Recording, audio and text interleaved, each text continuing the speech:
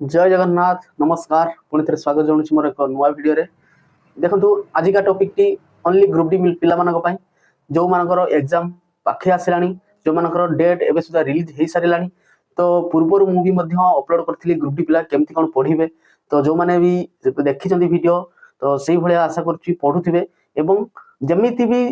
जो मैंने भी पढ़ु था यही किंतु 8-10 दिन जो अच्छी एग्जाम अच्छी तो आज पाखु गोटे नुआ स्ट्राटेजी पढ़ा स्टार्ट करूँ नुआ प्लानिंग रे पढ़ा स्टार्ट करूँ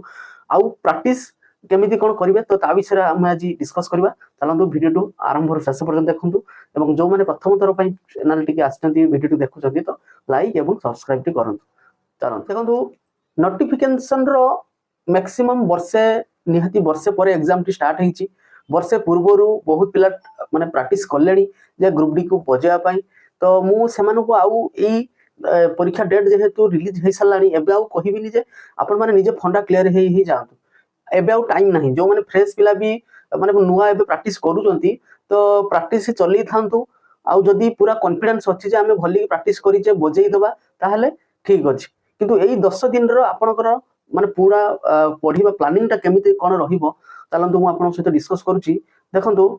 आपनकर मैथ रहउची आपनकर 25 मार्क रीजनिंग रहिला 30 मार्क केते हैला 55 मार्क साइंस रहिला 25 मार्क केते हैला 80 मार्क जनरल अवेयरनेस हैला 25 मार्क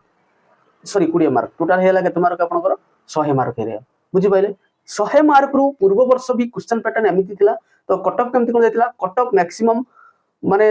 जेउडा अछि माने डिस्टेंस डिवीजन जेमिति साउथ रे रहिला चेन्नई रो तो जनरल पिला कटअप जायतिला सेही 55-60 कटअप जायतिला तो जे माने कलिकता बोर्ड अछि भुवनेश्वर बोर्ड अछि हमरो रांची बोर्ड अछि तो सेउडा कोन होछि ना टिके अधिका कंपटीशन लेवल रहिछि टिके अधिका कटअप जाउछि किंतु साउथ साइड रो कटअप टिके लो जायतिला पूर्व वर्ष किंतु ए वर्ष केते कोन जीवो सेटा किछ कहि होबनी किंतु पढ़ा पढ़ी फोकसटा केते दूर रहिछि ता ऊपर डिपेंड करे केते क्वेश्चन अटेम्प्ट करि होउछि ता ऊपर डिपेंड करे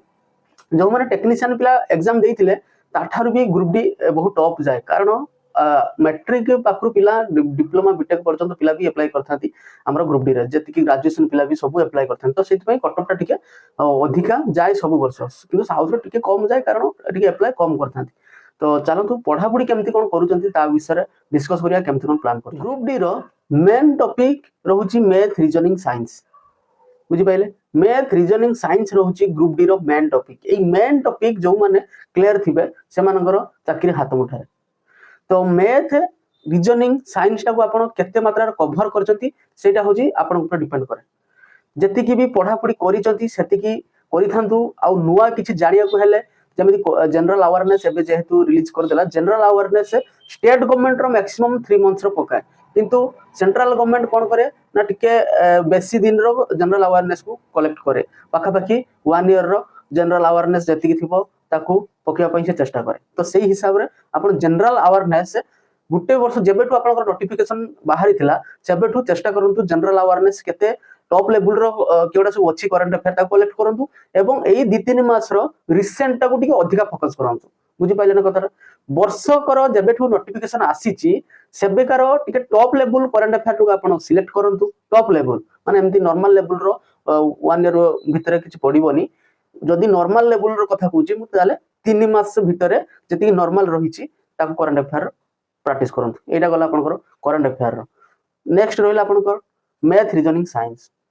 मैथ रीजनिंग को आपण डेली एबे सेट दियंतु एबे चेष्टा करंतु डेली 2टा सेट दवा पई डेली 2टा सेट दियंतु आ देखंतु आपनकर स्कोर केते रहिला ग्रुप डी रो जति की प्रीवियस ईयर रहिची जति की भी लेटेस्ट मॉडल रो सेट आसिलानी तो सेही सेट को आपण चेष्टा करंतु डेली 2टा सेट दवा पई एबे आउ मैथ रीजनिंग आपण बही धरि की प्रैक्टिस कले किछि लाभ होबोनी कारण एग्जाम आसलानी एबे आपनकर निहाती जरूरी होउची हैंड प्रैक्टिस करबा माइंड को फास्ट करबा निहाती दरकार एई 10 दिन माने आउ 8 दिन रहला 27 तारिख तो एग्जाम स्टार्ट होचे माने 27 तारिख अछि तो आउ एबेठु आपण माने सेट डेली दियंतु 2टा सेट मु रेकमेंडेड करतु 2टा सेट डेली दियंतु हैंड प्रैक्टिस होवा सहित आपन माइंड भी बहुत फास्ट रहबो जो माने भाबुचंती जे माने एग्जाम भी दियंती अटेंड करिक आसंती से माने कोन जे हमर टाइम हेलानी हमें करि पाइलेनी सब अटेंड करि पाइलेनी किंतु जो माने डेली सेट दियंती आउ एई प्लानिंग रो पढंती से माने कोन करती ना ततले एग्जाम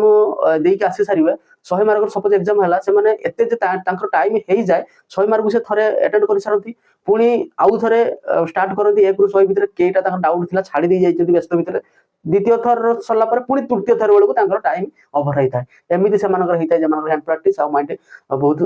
माने फास्ट काम करे बुझिपारे कि नहीं तो दीटा डेली सेट दियंतु